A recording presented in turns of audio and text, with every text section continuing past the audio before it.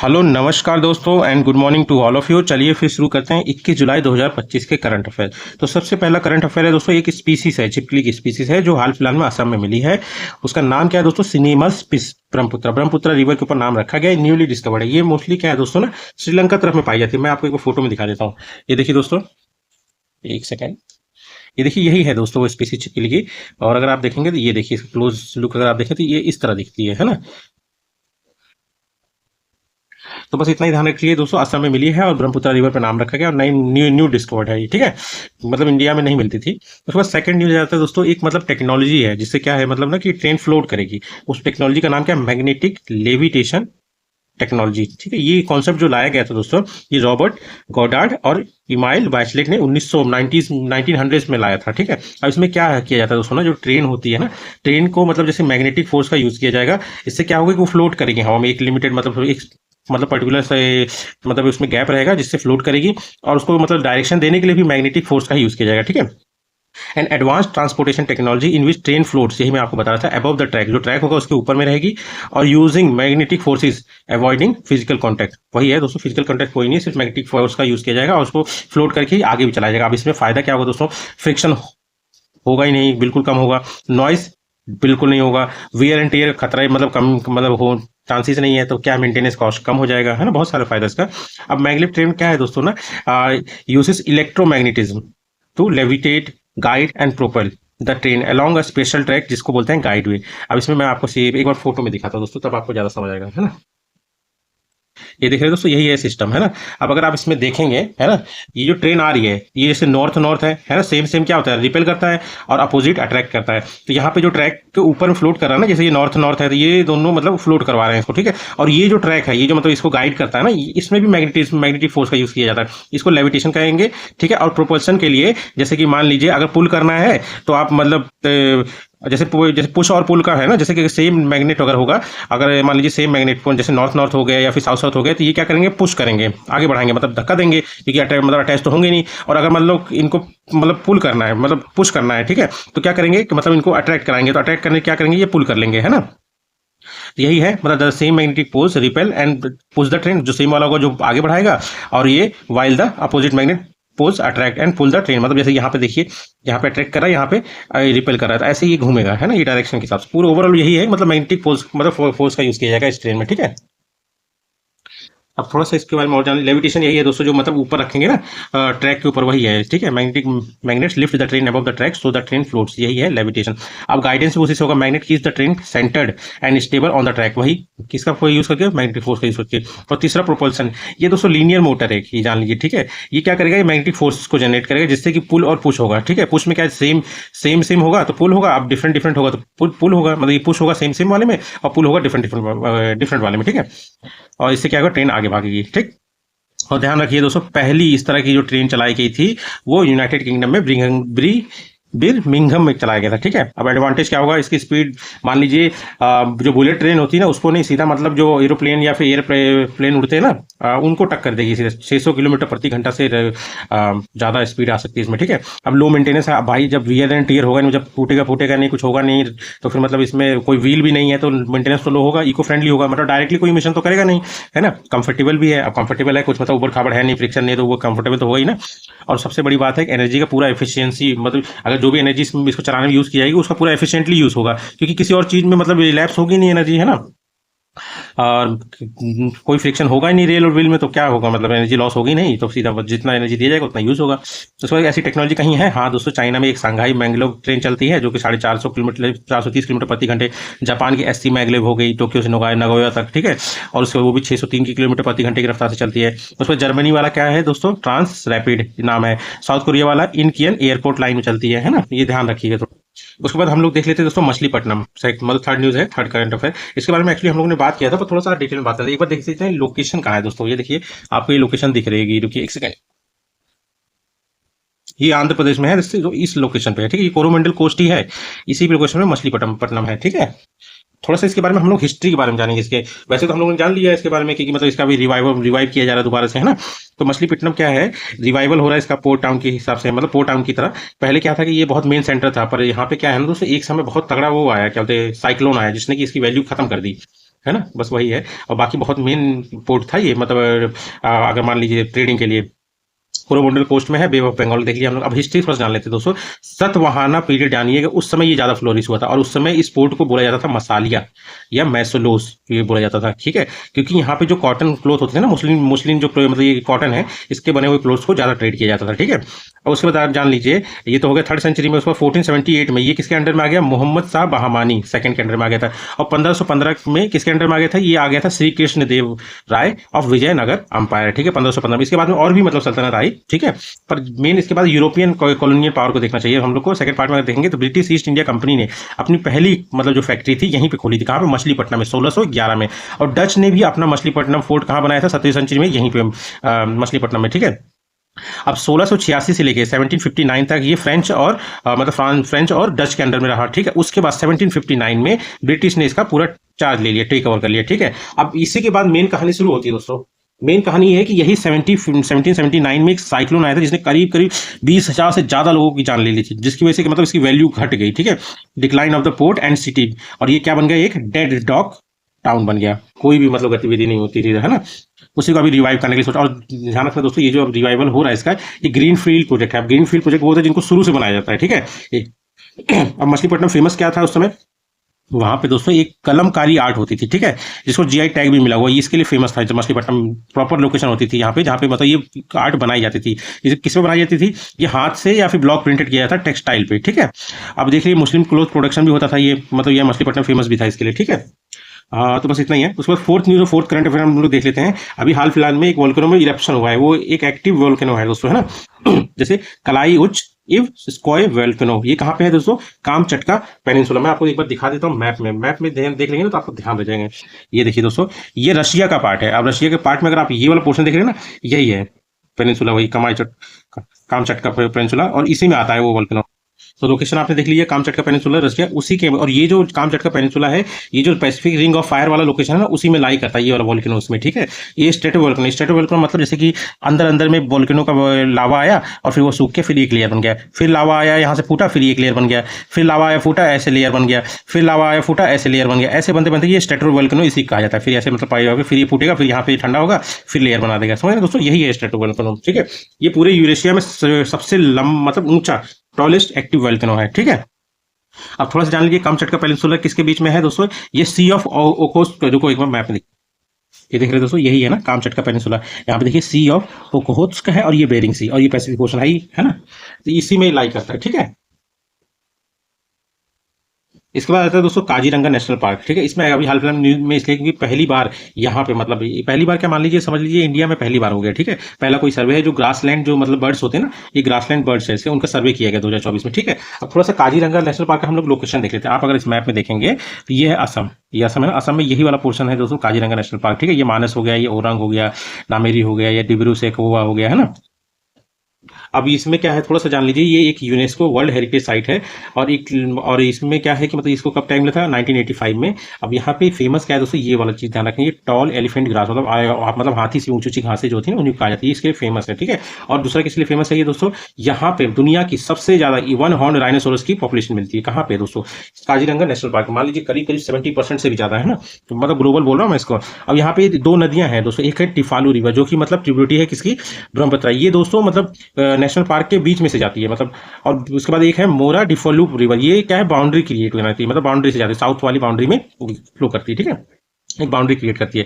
उसके बाद जो मतलब अभी सर्वे हुआ है दोस्तों ना, ग्रासलैंड बर्ड सर्वे रिपोर्ट 2024, इसमें क्या है कि ये पहला सर्वे है जो अभी हाल फिलहाल में किया गया, ठीक है, किसके ऊपर, जो ग्रासलैंड बर्ड्स होती है उनके लिए। अब मेन बात है ये जानने के लिए, उनका हैबिटेट के बारे में थोड़ा जानने के लिए, उनके हेल्थ के बारे में, उनकी पॉपुलेशन का ट्रेंड कैसा चल रहा है, ये सब जानने के लिए ये सर्वे को किया गया था, पहली बार किया गया, ठीक है।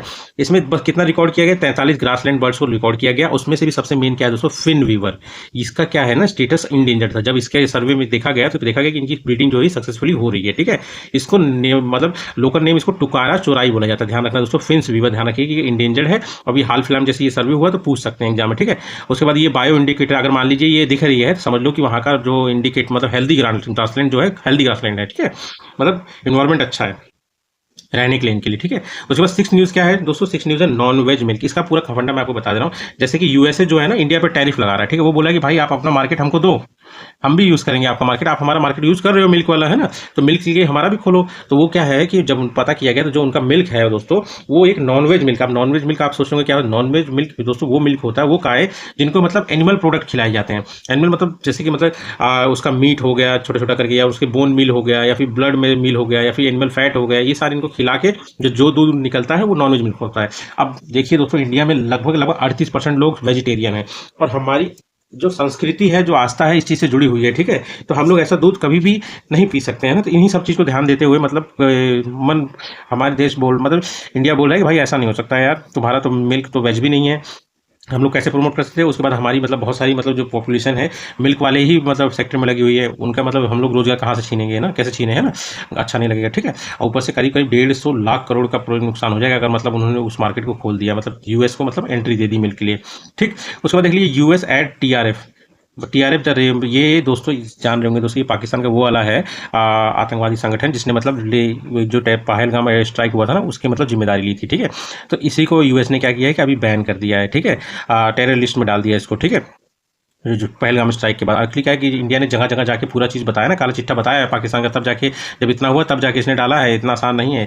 अब देखिए किसके थ्रू डाला गया था, इसमें फेमस क्या हो रहा है दोस्तों, ये याद करने वाली बात है।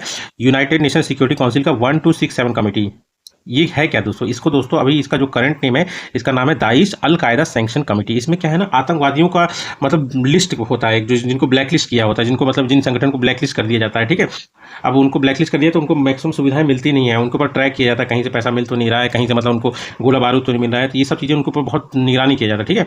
अब ये जो कमेटी है कब फॉर्म हुई थी दोस्तों, 1999 में फॉर्म हुई थी, किसके द्वारा, यूनाइटेड नेशन सिक्योरिटी काउंसिल के द्वारा मतलब फॉर्म किया गया था, ठीक है। अब इसमें मेंबर जो होते हैं सिर्फ 15 होते हैं, जो वही जो यूनाइटेड नेशन सिक्योरिटी काउंसिल में 15 मेंबर होते हैं ना, जो परमानेंट और नॉन परमानेंट मेंबर, वही इसमें भी होते हैं, ठीक है। पर ये यही 15 होते हैं सिर्फ, ये जान लेते हैं। तो 5 परमानेंट मेंबर हो गए और उसके बाद 10 नॉन परमानेंट मेंबर होंगे, ठीक है। अब देखिए फोकस क्या होता है इनका, यही टेररिज्म एफर्ट जो होते हैं लगाए जाते हैं ना, स्पेसिफिकली जो अलकायदा दाइश वाले हैं, ISIS है ना, इन सब का जो मतलब एफर्ट मतलब जैसे जैसे कि गोला बारूद पहुंचाना, या फिर फाइनेंशियली हेल्प करना, या फिर मतलब मनी लॉन्ड्रिंग, ये सारी चीज़ों पर फोकस रखा था, बहुत बारीकी से रखा जाता है इनके ऊपर, ठीक है।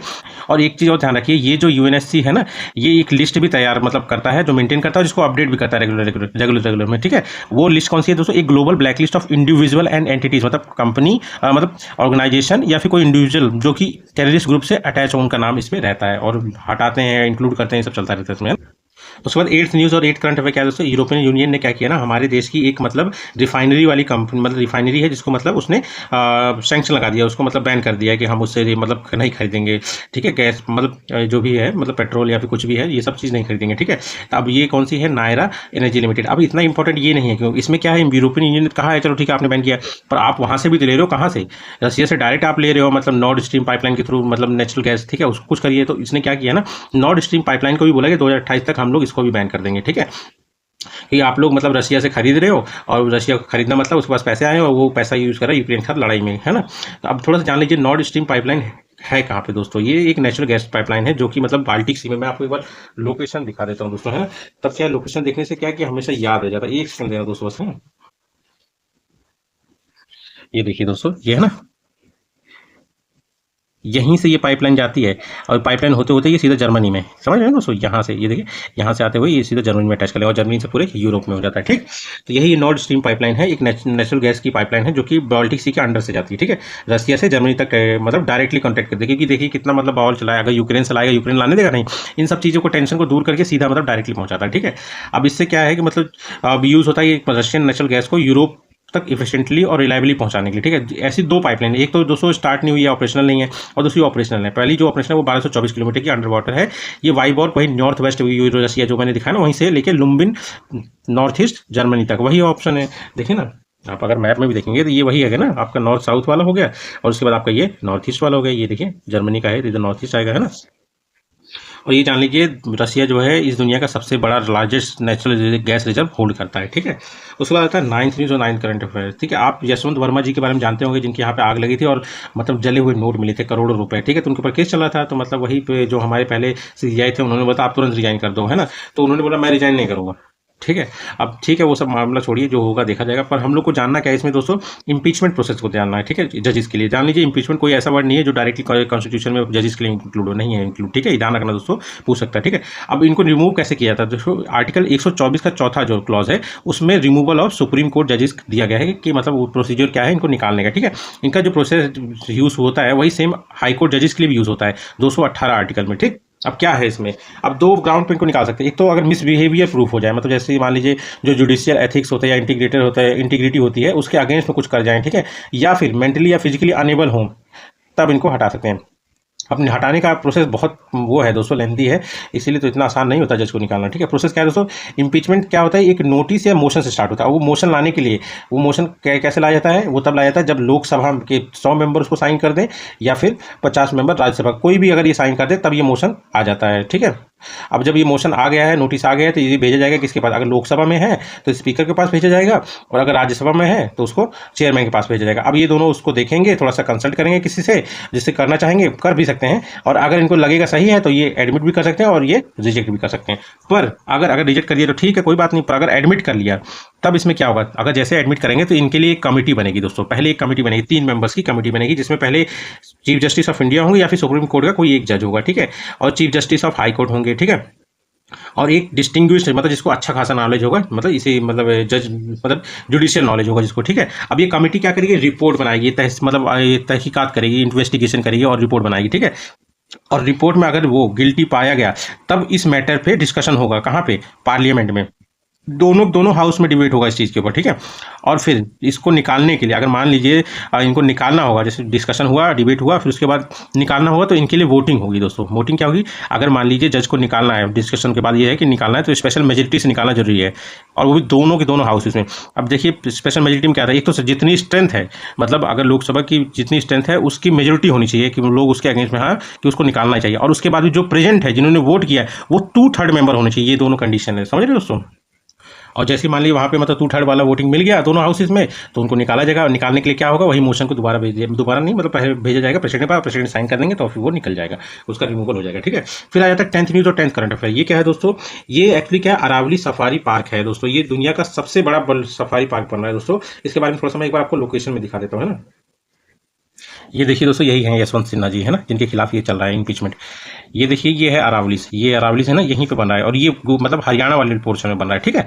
अब मैं आपको दिखाता हूँ इसका, ठीक। अरावली सफारी पार्क जो प्रोजेक्ट है, जो बनाया जा रहा है, स्टार्ट हो रहा है, मतलब जल्दी स्टार्ट हो जाएगा, हरियाणा के मिनिस्टर ने कहा है, ठीक है। कहाँ पे है ये अरावली सफारी पार्क प्रोजेक्ट, ये हरियाणा में अरावली रेंज में है, ठीक है। अब देखिए, ये दुनिया का सबसे बड़ा सफारी पार्क है, मतलब जैसे बन जाएगा, करीब करीब 10,000 एकड़ पे बन रहा है दोस्तों, ठीक है। ये इको टूरिज्म को मतलब प्रमोट करेगा, और रेवेन्यू भी जनरेट होगा। और सबसे मेन क्या है, सबसे मेन काम क्या है दोस्तों, ये पार्ट ऑफ कंपनसेंट्री, मतलब जहाँ पे अगर कहीं पे डिफॉरेस्टेशन कर रहे हैं, आप पेड़ काट रहे हैं, तो कहीं पे आपको लगाने वाले जो होते हैं ना कंपनसेट करने के लिए, तो उसी का ये पार्ट है, पार्ट ऑफ कंपनसेंट्री डिफॉरेस्टेशन, जैसे कि मतलब जिसके फॉर इकोलॉजिकल लॉस एल्सवे, कहीं और पे जो इकोलॉजिकल लॉस हुआ उसको कंपनसेट करने के लिए भी इसका पार्ट है। जैसे मान लीजिए ग्रेट निकोबार आइलैंड प्रोजेक्ट में मतलब कितने सारे पेड़ कटेंगे, उनको कंपनसेट करने के लिए यहाँ पे ये मतलब इसको मान सकते हैं, ठीक है, हरा भरा करेंगे, ठीक है। अब ये किससे इंस्पायर्ड है, यूएई में एक और पार्क है दोस्तों, सफारी पार्क, शारजहां सफारी पार्क, इससे ये इंस्पायर होकर बनाया जा रहा है, ठीक है। अब इसमें कुछ लीगल बैकग्राउंड और इन्वायरमेंटल क्या है देख लेते हैं, ठीक है। इन्वायरमेंटली अगर आप देखेंगे तो जहाँ पे भी फॉरेस्ट डेंसिटी 40% से कम होगी, वहीं ये पार्क बनेगा दोस्तों, ताकि डेंस फॉरेस्ट को हम लोग डिस्टर्ब ना करें, कोई उसके ऊपर इंपैक्ट ना पड़े, ठीक है, समझ रहे हैं ना। वहीं डेवलप ओनली इन एरिया जहाँ पे फॉरेस्ट डेंसिटी 40% से कम हो, ठीक है। अब ये जान लीजिए इसके साथ कौन सा लीगल प्रोविजन जुड़ा है, तो वो है दोस्तों फॉरेस्ट कंजर्वेशन एक्ट 1980, जो कि 2023 में अमेंड हुआ। इसमें क्या कहा गया है अमेंडमेंट में, कि जूस और जो सफारी पार्क होगा उसको फॉरेस्ट एक्टिविटी ही माना जाएगा, ठीक है। और लीगली परमिट करते हैं development of safari park in forest land, मतलब ये लीगली है, आप डेवलप कर सकते हैं सफारी पार्क फॉरेस्ट लैंड पे, ठीक। अब थोड़ा सा अरावली के बारे में जान लीजिए दोस्तों। अरावली रेंजेस क्या है, ये ओल्डेस्ट फोल्ड माउंटेन रेंजेस है इस दुनिया के, ठीक है, प्री हिस्टोरिक ओरिजिन है इसका, ठीक है। अब कहाँ कहाँ फैला है दोस्तों, ये गुजरात हो गया, राजस्थान हो गया, दिल्ली हो गया और हरियाणा। अगर आप देखेंगे मैप में तो ये देखिए ऐसे जाएगा ये, ठीक है। और ये देखिए ना, यहाँ से गुजरात, राजस्थान, हरियाणा, दिल्ली, है ना, ये दिख रहा होगा ना। और ये क्या करता है दोस्तों, जो उसके पीछे में थार डेजर्ट है ना, उसको भी ईस्ट डायरेक्शन में आने से रोकता है ना, नहीं तो पता चला पूरा जो रेगिस्तानी हो जाएगा, डिफॉरेस्टेशन ही हो जाएगा ना। डेजर्टिफिकेशन हो जाएगा, सॉरी दोस्तों, है ना। अब ये क्या है, एक हिडन लिम्ब है, कहाँ पे, ये जो गंगा और इंडस रिवर है ना, इनको डिवाइड कौन करता है, यही एक हिडन लिम्ब है जो दिल्ली से हरिद्वार तक है, ठीक है, जिसकी वजह से ये दोनों का जो ड्रेनेज बेसिन है वो अलग होता है, ठीक है। हाईएस्ट पीक यहाँ पे गुरु शिखर, ये ध्यान रखना, क्वेश्चन में बहुत बार पूछा गया, 1722 मीटर है, माउंट आबू राजस्थान में मिलता है, कौन पहाड़ गुरु शिखर, ठीक है। उसके बाद 11th न्यूज और 11th करंट अफेयर क्या है, 9 get life imprisonment for digital arrest fraud. अब डिजिटल अरेस्ट है क्या दोस्तों, डिजिटल अरेस्ट मतलब जैसे कि किसी को मतलब कोई फोन करता है और बोलता है कि मैं इंस्पेक्टर बोल रहा हूँ, मैं मतलब कोई बड़े अफसर का नाम लेके कि मतलब मैं वही हूँ और आपने ये कुछ जुर्म किया है, आप कहीं जाइए मत, आप वहीं अरेस्ट कर लेता है ऑनलाइन से, ठीक है, किसी कमरे में बंद कर लेगा और लाइव चलता रहेगा और फिर बोलेगा कि आपने ये क्राइम किया, बहुत सीरियस क्राइम है, ये वो करके फिर उससे पैसा ऐट लेते हैं, ठीक है। ऐसा बहुत सारा चल रहा था, ठीक है। तो इसी के बारे में अभी 9 लोग गिरफ्तार हुए जिनको मतलब लाइफ इम्प्रिजमेंट, उम्र कैद की सजा दी गई, ठीक है। अब ये जान लीजिए, इससे बचने के लिए एक I4C काम करता है हमारा Indian cyber crime coordination centre, ठीक है। ये 2020 में मिनिस्ट्री ऑफ होम अफेयर्स के द्वारा लॉन्च किया गया था, ठीक है। वही जो नेशनल लेवल रिस्पांस होता है ना साइबर क्राइम्स के अगेंस्ट, उसको कोऑर्डिनेट करने के लिए कि मतलब किसी ने कंप्लेंट दिया है तो उसको रिजॉल्व हुआ कि नहीं हुआ, और एक हेल्पलाइन नंबर, दो चीज़ ने इसके थ्रू लॉन्च किया गया। एक तो हेल्पलाइन नंबर 1930, अगर आपके साथ भी कोई क्राइम हो रहा हो दोस्तों, 1930 पे आप डायल करिए, आप तुरंत रिस्पॉन्स मिलेगा। और एक पोर्टल है जहाँ पे आप लोग मतलब कंप्लेन लिख सकते हैं, जैसे national cyber crime reporting portal, ठीक है। ये चीज़ दोनों याद रखना है। उसके बाद 12th न्यूज़ क्या है दोस्तों, 12th न्यूज़ में बस इतना ध्यान रखिए, महाराष्ट्र जो है स्टेट, वहाँ पे ये पहला स्टेट बन गया जिसने कि जो एग्रीकल्चर है ना, मतलब जो लाइव स्टॉक, मतलब जिसमें मतलब पशुपालन करते हैं, पशुओं का यूज़ करके, मतलब चाहे मिल्क हो, चाहे अंडा हो, चाहे मछली हो, इनका यूज़ करके जो मतलब फार्मिंग करते हैं ना, लाइव स्टॉक फार्मिंग, उसको अब एग्रीकल्चर का दर्जा दे दिया। अब इससे फ़ायदा क्या हो, जो भी बजट मतलब एग्रीकल्चर के लिए आएगा वो इनके लिए भी यूज़ हो पाएगा, ठीक है। इसीलिए फ़ायदा हो गया, महाराष्ट्र पहला स्टेट बना जिसने लाइव स्टॉक फार्मिंग को एग्रीकल्चर में मतलब एग्रीकल्चर का स्टेटस दिया है, ठीक है। उसके बाद 13 न्यूज़ क्या है दोस्तों, 13 न्यूज़ है आपका नेल्सन मंडेला अवार्ड, ये यूनाइटेड नेशन देता है, ठीक है। 2025 में 18 जुलाई को दिया, ये इसलिए दिया जाता है क्योंकि 18 जुलाई को इनकी एनिवर्सरी होती है, मतलब बर्थडे भी है, ठीक है। किसको दिया गया है, ब्रेंडा रेनॉल्ड्स और केनेडी ओडिटे, ठीक है। ये लेडीज़ हैं, ये जेंट्स है, ठीक है। ये आपकी वुमन होगी, ये होगी मैन, ठीक है। और हर साल मतलब हर 5 साल में एक आदमी और एक औरत को ही दिया जाता है, ठीक है, हर 5 साल में, ठीक है। मतलब अब नेल्सन मंडेला जी क्या थे आज, मतलब उनके हमेशा वो रंग भेद के खिलाफ में ही काम किया, ह्यूमैनिटी के लिए काम किया उन्होंने, ठीक है। तो ये भी काम उसी से रिलेटेड, ह्यूमन राइट्स के लिए किसी ने लड़ा हो, सोशल जस्टिस के लिए काम किया हो, या ह्यूमैनिटी के लिए कुछ काम किया तो उसी को दिया था। अब नेल्सन मंडेला क्या है, पहले प्रेसिडेंट और पहले ब्लैक प्रेसिडेंट थे, कहाँ के, साउथ अफ्रीका के, ठीक है। अब आप अगर फोटो में देखना चाहेंगे तो ये है नेल्सन मंडेला जी, ठीक है, देख रहे हैं, ये है नेल्सन मंडेला जी, ठीक। अब नेल्सन मंडेला एक इंटरनेशनल डे भी मनाया जाता है दोस्तों, ठीक है, 18 जुलाई को मनाया जाता है क्योंकि इनका इस दिन बर्थडे होता है, ठीक। और जो इस बार की जो थीम है 2025 की वो है it's still in our head to combat poverty and inequality, ये इस बार की थीम है, ठीक है। अभी जान लीजिए नेल्सन मंडेला जी को 1993 में इनको नोबेल पीस प्राइज मिला था, जो इन्होंने अपेर्थाइड मतलब रंग भेद के खिलाफ जो इन्होंने मतलब क्या बोलते हैं, जैसे कि मतलब उन्होंने रिवोल्यूशन किया था, मतलब अगेंस्ट में उन्होंने आंदोलन बोलते हैं ना, आंदोलन किया था उस रंग भेद के खिलाफ, उसके लिए मिला था, ठीक है। 1990 में इनको भारत रत्न भी मिला गया था इंडिया से, ठीक है। और ये सेकंड फॉरेन नेशनल होंगे जिन्होंने पाया था, पहले कौन थे, खान अब्दुल गफ्फार खान 1987 में, ठीक है। उसके बाद आता है 14 न्यूज़ है, 14 करंट अफेयर, ये क्या है दोस्तों, सिम्बेक्स में SI आ रहा है ना, SI मतलब क्या हुआ, सिंगापुर और इंडिया के बीच में एक नेवल एक्सरसाइज है जो कि कहाँ हुई है दोस्तों, 32वीं एडिशन सिंगापुर में हुई है, इंडिया मतलब सिंगापुर में। इसको ध्यान रखना दोस्तों कि इसको एक्सरसाइज लायन किंग भी बोला जाता है। पिछला जो हुआ था 2024 वाला, ये विशाखापट्टनम में हुआ था, 31वां एडिशन, ठीक है। फिर 15 न्यूज़ आता है, अभी यूक्रेन में ये पूछने का चांसेस है क्योंकि इनके जो PM है ना, यूक्रेन तो लड़ाई की करीब 3 साल से चल रही है, यूक्रेन और रशिया की। अभी इन्होंने क्या है ना, इनके नए PM अभी अलॉट हुए हैं, चेंज हो गए, ठीक है। नई PM कौन बनी है, यूलिया, एक लेडीज़ हैं, सवीरीडेंको, यही है नई PM। और उसके बाद मेन पावर तो यूक्रेन प्रेसिडेंट को था, प्रेसिडेंट वही है वोलोदिमीर जेलेंस्की, ठीक है, कैपिटल क्यू है, बस इतना ध्यान रखिएगा, ठीक है। उसके बाद आता है 16 न्यूज़ क्या है दोस्तों, अगर आप देखेंगे यूक्रेन, एक बार देख लेते हैं मैप में दोस्तों, है ना, ये देखिए ये यूक्रेन है, यूक्रेन यहाँ से देखेंगे आप, ये रशिया से टच कर रहा है, ठीक है। ये क्रीमिया इसी का पार्ट था, पर अभी ये रशिया के हाथ में है, ठीक है। यही तो बवाल हुआ था, तभी तो मतलब रशिया जो G7 से भी हट गया था, मतलब G8 था, G7 हो गया, ठीक है। अब ये इसको कौन टच कर रहा है, ऊपर में बेलारूस टच कर रहा है नॉर्थ में, ठीक है। अब ये नॉर्थ वेस्ट में पोलैंड टच कर रहा है, उसके बाद ये थोड़ा सा आपका स्लोवाकिया होकर टच कर रहा है इधर, उसके बाद यहाँ पे हंगरी टच कर रहा है, ये रोमानिया टच कर रहा है, ठीक है, मोल्डोवा टच कर रहे हैं ना, और नीचे में इसके ब्लैक सी है, ठीक, एजॉब सी ये बीच में, ठीक है।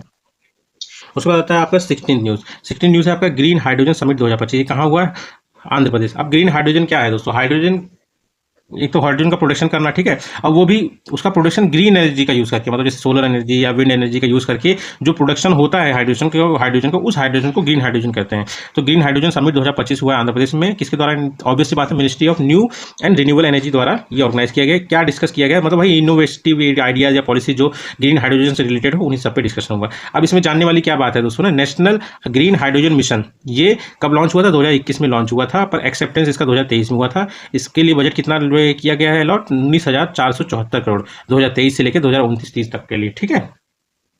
इसके बाद 17 न्यूज़ क्या है दोस्तों, इसमें अभी बस इतना है, जो यूनाइटेड किंगडम में आने वाले जो जनरल इलेक्शन है ना, उसमें जो एज लिमिट है, मतलब जो पहले 18 साल तक लोग दे सकते थे वोट, अब उसको 16 साल कर देंगे अगले जनरल इलेक्शन में, क्योंकि 16 साल के लोग मतलब टैक्स भी पे कर रहे हैं और हर तरह से देश के मतलब डेवलपमेंट में काम कर रहे हैं, तो उनको हक होना चाहिए। तो इसीलिए हम लोग सोच रहे हैं कि 18 नहीं 16 साल कर देंगे मिनिमम एज वोट देने का, ठीक है। अब वहाँ पे मोनार्क कौन है, चार्ल्स थर्ड है, और पीएम कौन है, कीर स्टारमर है, ठीक, कैपिटल लंदन है, ठीक है। अब इसमें एक चीज़ ध्यान रखना दोस्तों, अब इसमें बहुत कन्फ्यूजन होता है ना। कन्फ्यूजन क्या होता है दोस्तों, अगर आप देखेंगे मैप में, तो इसमें जो ये वाला पोर्शन है, इंग्लैंड अलग हो गया, ठीक है, ये अकेला देखेंगे इंग्लैंड, पर इंग्लैंड के साथ अगर वेल्स जुड़ जाए और स्कॉटलैंड जुड़ जाए, तो ये बन जाता है ग्रेट ब्रिटेन। अब इंग्लैंड के साथ वेल्स, स्कॉटलैंड, इन तीनों के अलावा अगर आयरलैंड का नॉर्दर्न आयरलैंड भी आयरलैंड जुड़ जाए, तो ये क्या कहलाता है, United kingdom of great Britain and northern Ireland. मतलब इसको यूनाइटेड किंगडम कहेंगे अगर नॉर्दर्न आयरलैंड को जोड़ लें। पर अगर स्कॉटलैंड, वेल्स और इंग्लैंड को जोड़ेंगे तो क्या बनेगा, ग्रेट ब्रिटेन, और सिर्फ इंग्लैंड तो इंग्लैंड है ना। ये ध्यान रखना दोस्तों, बहुत कंफ्यूजन होता है इसमें, ठीक है। उसके बाद आता है 18 न्यूज़। 18 न्यूज़ क्या है दोस्तों, वर्ल्ड चेस डे, ये 20 जुलाई को ही मनाया जाता है, ठीक है। इसकी थीम क्या है, एवरी मूव काउंट्स, 2025 की थीम है, ठीक है। अब इसको मतलब किसके द्वारा लाया गया था, तो फीडे की स्थापना हुई थी इस दिन ना, इसीलिए इसको 20 जुलाई को मतलब वर्ल्ड चेस डे मनाया जाता है। कब हुई थी स्थापना, 20 जुलाई 1924 में। और फीडे का मतलब जो हेडक्वार्टर कहाँ है, लुआसने, स्विट्जरलैंड में है। डिप्टी प्रेसिडेंट, ये ध्यान रखना, विश्वनाथन आनंद जी हैं। प्रेसिडेंट तो आर्काडी डवोरकोविच हैं, ठीक। अब 2025 को ईयर ऑफ सोशल चेस बोला गया है, किसने डिक्लेयर किया, फीडे ने, ये ध्यान रखना, ये पूछ सकता है, ठीक है। उसके बाद 19 न्यूज़ क्या है, और 19 करंट अफेयर, युवराज सिंह जी हैं, क्यों, क्योंकि इनको ब्रांड एम्बेसडर, ये को ऑनर भी है, मतलब एक ऑनर भी है इस चीज़ में, इंडियन गोल्फ प्रीमियर लीग है ना, इसमें एक को ऑनर भी है, ठीक है। ये अप्रूवल मिला है स्पोर्ट्स मिनिस्ट्री से, ये पहली बार हो रहा है दोस्तों प्रीमियर लीग मतलब गोल्फ के लिए, ठीक है। India first official golf league है ये, ठीक है। 6 टीम होंगी जिसमें पर 10 प्लेयर होंगे, ठीक है। अब ये आईजीयू के द्वारा लॉन्च किया जाए। आईजीयू क्या है, इंडियन गोल्फ यूनियन, जो मतलब इंडिया में मतलब गोल्फ के लिए रिस्पॉन्सिबल है ना पूरी नेशनल लेवल पे, वो है ये इंडियन गोल्फ यूनियन। इसकी स्थापना 1955 में हुई थी। हेडक्वार्टर न्यू दिल्ली में। प्रेसिडेंट ब्रिजेंद्र सिंह है। ब्रांड एम्बेसडर कौन है, आईजीपीएल, फुल फॉर्म क्या है, इंडियन गोल्फ प्रीमियर लीग, जैसे आईपीएल होता है ना वैसा ही दोस्तों, ठीक है, वो युवराज सिंह जी हैं, ठीक है। उसके बाद लास्ट न्यूज़ और लास्ट करंट अफेयर है आपका दोस्तों, खेलो भारत कॉन्क्लेव, ये कहाँ हुआ है दोस्तों 2025 का, न्यू दिल्ली में। किसके द्वारा ऑर्गेनाइज, ऑब्वियस सी बात है दोस्तों, खेल आ रहा है तो ministry of youth affairs and sports. बताइएगा दोस्तों कमेंट बॉक्स में कि ministry of youth affairs and sports की स्थापना कब हुई थी, ठीक है। अब इसमें वही डिस्कशन किया जा रहा है कि आने वाले जो 2036 में समर ओलंपिक्स है और पैरा ओलंपिक्स है, उसमें मतलब इंडिया को टॉप 10 पोजीशन पहुंचाने के लिए क्या क्या किया जाए, और स्पोर्ट्स को इंडिया में बढ़ाने के लिए क्या क्या किया जाए, है ना। अब इस यहीं पे एक वन कॉर्पोरेट और वन स्पोर्ट्स इनिशिएटिव स्टार्ट हुआ, ये ध्यान रखना, इसी में हुआ। खेलो भारत कॉन्क्लेव 2025 में ही one corporate one sports initiative का लॉन्च हुआ है। इसमें क्या होगा कि हर कॉर्पोरेट कंपनी क्या करेगी, एक स्पोर्ट्स को सेलेक्ट करेगी और उसको सपोर्ट भी करेगी, ठीक है दोस्तों। चलिए ठीक है दोस्तों, तो यही थे आज के करंट अफेयर, तो फिर मिलते हैं हम लोग कल। और वीडियो अच्छा लगे तो प्लीज़ सब्सक्राइब करिए। हाँ, थैंक यू, मोटिवेशन मिलता है भाई, थैंक यू।